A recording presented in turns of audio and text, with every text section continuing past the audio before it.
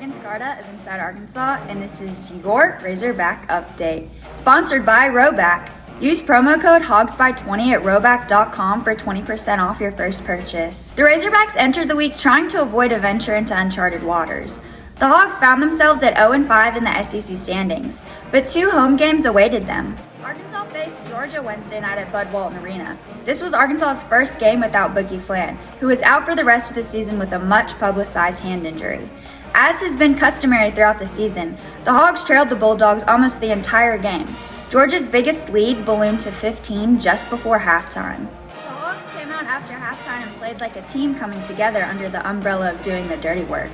Driving to the basket, going to the foul line, and crashing the boards gave the Hogs the opportunity to take the lead, which they finally did with under a minute left in the contest. Adu Thero put an exclamation point on the game after rebounding his free throw miss and getting the putback basket to ensure the final margin of victory for Arkansas, 68-65.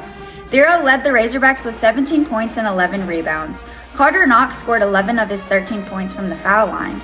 Arkansas shot a miserable 31% from the floor, including 13% from three-point range. But the Hogs out-rebounded the Dogs by 10 and were +9 from the free throw line. With a fresh outlook on the future schedule, Arkansas welcomed Oklahoma to Fayetteville Saturday night. Hog Nation felt confident in the Razorbacks starting a winning streak after watching how the Hogs played in the second half against Georgia. Arkansas sputtered for the good part of the first half. Oklahoma hit 7 three-point baskets and shot nearly 50% from the floor in the first half, leading by as many as 13. The Sooners didn't hit a three-pointer in the second half and went throughout vast scoring droughts to let the Hogs back into the game. A key point in the game down the stretch was when the Hogs held a 6-point lead, then committed fouls on an Oklahoma three-point attempt on 2 straight trips down the floor. The Sooners had gone ice cold from the floor, but they had hit all 6 free throws and suddenly, the game was up for grabs. Sloppy play by the Hogs in the last minutes, including a turnover with under 10 seconds to play, allowed Oklahoma to go back to Norman with a 65-62 conference victory. Neither team shot the basketball like they wanted to win. Jonell Davis led Arkansas with 18 points, DJ Wagner added 13 points, and Adu Thero scored 10.